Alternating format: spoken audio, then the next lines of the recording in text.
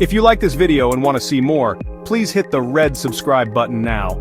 It was a Sunday afternoon in February 2017, a day like any other for the communities living downstream from the Oroville Dam, the tallest dam in the United States.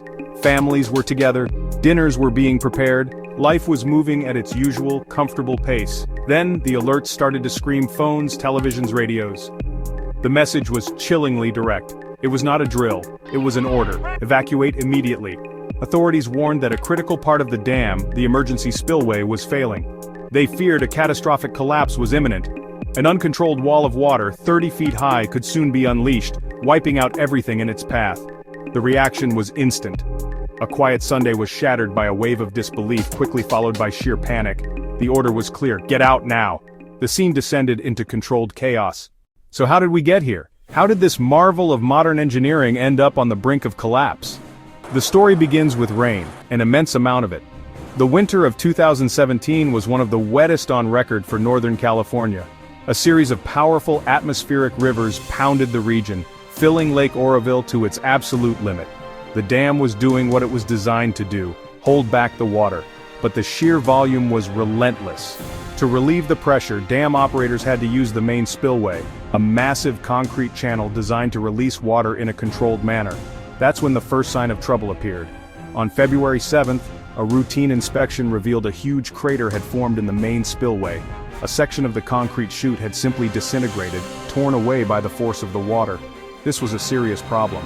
With the main spillway severely compromised, the lake level rose until water began flowing over the emergency spillway for the first time in the dam's 48-year history. Engineers believed the water would flow harmlessly down the earthen slope. They were tragically wrong. Within hours, the torrent of water began to eat away at the hillside, creating massive channels of erosion. The evacuation order transformed peaceful towns into scenes of desperation. Nearly 188,000 people were told to flee for their lives. Imagine the moment that notification hits your phone. You have minutes. Your mind races. Children, pets, elderly parents, important documents. You look around your home at the life you've built, and realize you must leave it all behind with no idea if it will be there when you return. This was the reality for thousands of families. The roadways became a nightmare. Highways heading south and away from the flood path turned into parking lots. A drive that should have taken minutes stretched into agonizing hours. Gas stations were quickly overwhelmed, with long lines of cars and pumps running dry. Shelters were quickly set up in schools. Shelters were quickly set up in fairgrounds. Strangers huddled together on cots, sharing stories and trying to comfort one another. The emotional toll was immense. The people were safe, for the moment, but they were suspended in a state of anxious limbo, waiting for word on whether the dam would hold, or if a deluge would wash their world away. If you like this video and want to see more, please hit the red subscribe button now. While evacuees waited in anguish, a desperate battle was being waged at the dam itself. The objective was simple: prevent the emergency spillway from collapsing. But the task was monumental. Operators had to make another terrifying decision. Reopen the floodgates on the main spillway, the one with the giant crater. Release water at a staggering rate of 100,000 cubic feet per second. More than double the flow of Niagara Falls. Helicopters flew missions around the clock. Massive wire baskets of riprap swung beneath them. One-ton sandbags were carried in the air. Crews dropped them with pinpoint precision. They worked to plug the gash, building a makeshift dam. Organized chaos on the ground. Construction crews and engineers worked under floodlights. They coordinated the aerial ballet above, the roar of the water, the thumping of helicopter blades, the shouts of workers. 48 hours without pause. Finally, the strategy began to work. By Tuesday morning, the lake level dropped below the lip of the emergency spillway. The immediate threat passed.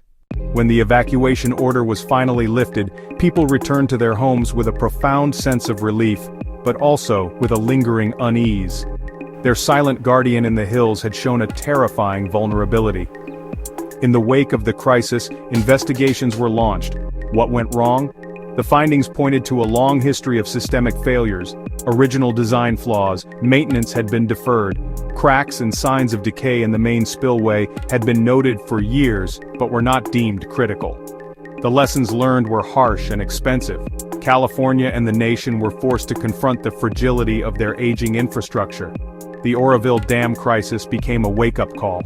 In the years that followed, more than $1 billion were spent to completely rebuild the main spillway and construct a brand new steel and concrete emergency spillway capable of withstanding extreme flows. The cost of prevention, however high, is always lower than the cost of failure. Today, as we look back from 2025, the Oroville Dam stands stronger than ever, a testament to the incredible engineering effort that followed the crisis. The 5 minutes that shook California in 2017 were a terrifying glimpse into a future that was narrowly avoided. It left a community forever changed, grateful to be whole, but acutely aware of the fine line between security and disaster. If you like this video and want to see more, please hit the red subscribe button now.